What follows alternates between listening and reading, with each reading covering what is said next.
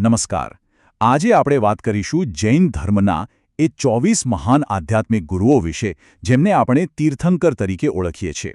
આ એ લોકો છે જેમણે આપણને આ સંસારરૂપી ભવસાગરને પાર કરવાનો રસ્તો બતાવ્યો. તો ચાલો એમની આ આખી ગાથાને જરા નજીકથી સમજીએ. તો સૌથી પહેલો સવાલ એ થાય કે આ તીર્થંકર શબ્દોનો મતલબ શું છે? જો, આનો અર્થ બહુ જ સુંદર છે. તમે એમ સમજો કે આ જે સંસાર છે ને એ એક મોટી નદી જેવો છે અને તીર્થંકર એ છે જે આ નદીને પાર કરવા માટે એક ઘાટ એટલે કે એક તીર્થ બનાવે છે. પોતાના જ્ઞાન અને તપસ્યાથી એ આપણને સામે કિનારે સુરક્ષિત પહોંચાડવાનો રસ્તો તૈયાર કરી આપે છે. તો કુલ કેટલા તીર્થંકરો થયા? જૈન શાસ્ત્રો કહે છે કે સમયના આ વર્તમાન કાલચક્રમાં કુલ 24 તીર્થંકરો થયા છે. અને આ કોઈ નવી વાત નથી. આ પરંપરા તો લાખો વર્ષો જૂની છે. એવું માનવામાં આવે છે કે જ્યારે દુનિયામાં ધર્મ અને નૈતિકતા ઘટે છે ત્યારે તેનો ફરીથી ઉદ્ધાર કરવા માટે એક તીર્થંકર આવે છે. હવે આ 24 તીર્થંકરોની ઓળખ કઈ રીતે થાય? તો જુઓ, દરેક તીર્થંકરનું પોતાનું એક ખાસ પ્રતીક, એક આગવું ચિહ્ન હોય છે. આ ચિહ્નને લાંછન કહેવામાં આવે છે. આ લાંછનથી જ આપણે કળામાં, મૂર્તિઓમાં કે શાસ્ત્રોમાં એમને ઓળખી શકીએ છીએ. ચાલો કેટલાક મુખ્ય તીર્થંકરો અને એમના લાંછન જોઈએ. જેમ કે સૌથી પહેલા તીર્થંકર ઋષભદેવ. એમનું લાંછન છે વૃષભ એટલે કે બળદ. પછી 23મા તીર્થંકર પાર્શ્વનાથનું લાંછન છે સર્પ. અને હા, સૌથી છેલ્લા અને 24મા તીર્થંકર મહાવીર સ્વામીનું લાંછન છે સિંહ. આ યાદીમાં એક નામ ખાસ ધ્યાન ખેંચે એવું છે, 19મા તીર્થંકર મલ્લીનાથ. એમનું લાંછન કળશ છે અને એમની ખાસ વાત એ છે કે એમને એકમાત્ર સ્ત્રી તીર્થંકર તરીકે માનવામાં આવે છે. તો હવે આ 24 તીર્થંકરોમાંથી આપણે બે એવા ખાસ પથ પ્રદર્શકો પર થોડું વધારે ધ્યાન આપીએ, જેમણે જૈન પરંપરામાં બહુ મોટો ભાગ ભજવ્યો છે.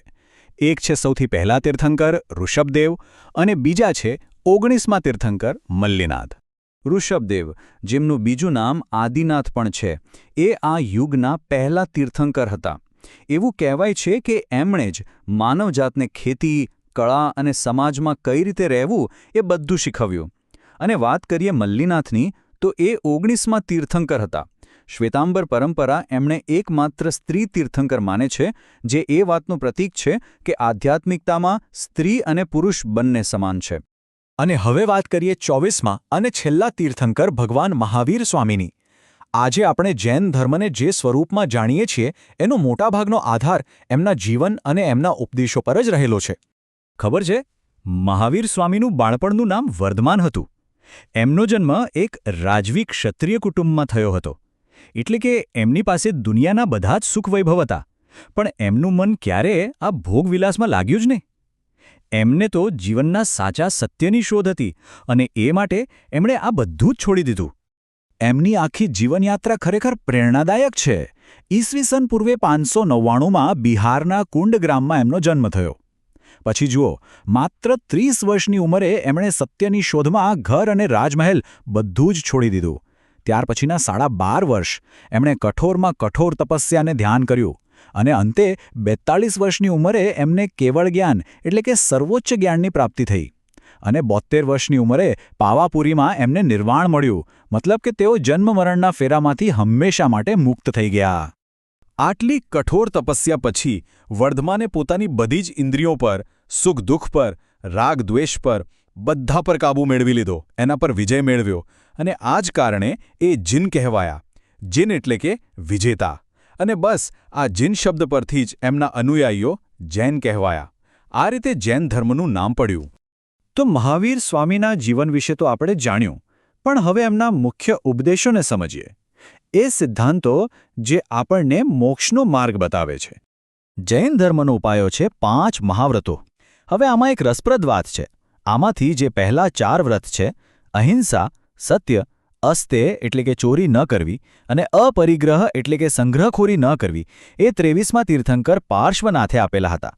મહાવીર સ્વામીએ એમાં 5મું અને બહુ જ મહત્વનું મહાવ્રત ઉમેર્યું, બ્રહ્મચર્ય. આમ એમણે આ માર્ગને સંપૂર્ણ બનાવ્યો. આ 5 મહાવ્રતોની સાથે સાથે મોક્ષ મેળવવા માટે ત્રિરત્નનો માર્ગ પણ બતાવ્યો છે. આ 3 રત્ન કયા? પહેલું સમ્યક દર્શન, મતલબ સાચી શ્રદ્ધા.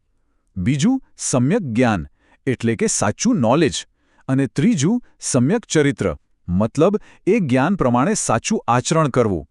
શ્રદ્ધા, જ્ઞાન અને આચરણ આ ત્રણેય ભેગા થાય ત્યારે મોક્ષનો માર્ગ ખુલે છે. મહાવીર સ્વામીની એક બહુ મોટી ખાસિયત એ હતી કે એમણે પોતાનો ઉપદેશ કોઈ અઘરી પંડિતોની ભાષામાં ન આપ્યો. ના, એમણે તો સામાન્ય માણસ જે ભાષા બોલતો હતો એટલે કે અર્ધમાગધી ભાષા એમાં જ પોતાની બધી વાત કરી. અને એનાથી શું થયું? એમનો સંદેશ સીધો લોકોના દિલ સુધી પહોંચ્યો. આ જ કારણે જૈન ધર્મ આટલો વ્યાપક રીતે ફેલાઈ શક્યો. અંતમાં એક સવાલ વિચારવા જેવો છે. તીર્થંકરો જેવા આધ્યાત્મિક ગુરુઓએ આપણને જે વારસો આપ્યો છે એ આજની દુનિયામાં કેટલું જરૂરી છે? એમણે જે અહિંસા, સત્ય અને સંયમની વાત કરી, શું એ આજની ભાગદોડવાળી જિંદગીની સમસ્યાઓનો ઉકેલ નથી? આ સવાલ પર વિચારવા સાથે જ આપણે આજની આ વાત અહીં પૂરી કરીએ છીએ.